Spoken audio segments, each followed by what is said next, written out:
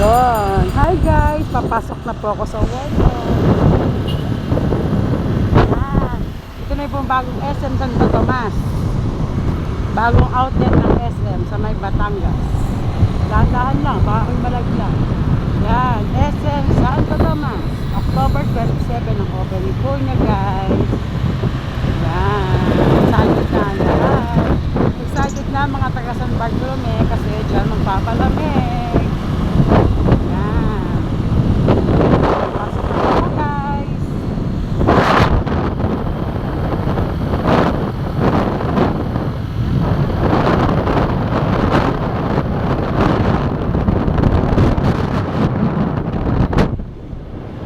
Pasok na kami guys ha.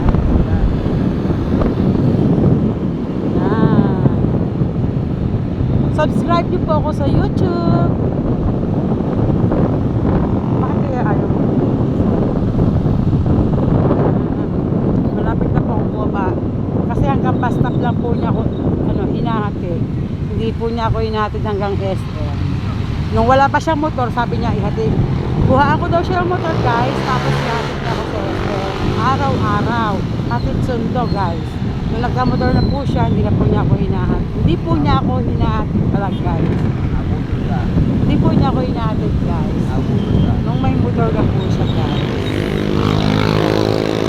Naisahan po ako ng aking asawa. Yan guys, naisahan po niya ako. Sabi niya, baby, ihatid daw niya ako sa SM. Hi guys! Yan o. May motor, hindi naman natin sa trabaho guys. Makunat yung driver ko guys. Pa-helmet. O sige na guys, bye-bye na guys, sasakay na po ako ng jeep. Bye-bye. Bye-bye na papa, bye-bye po.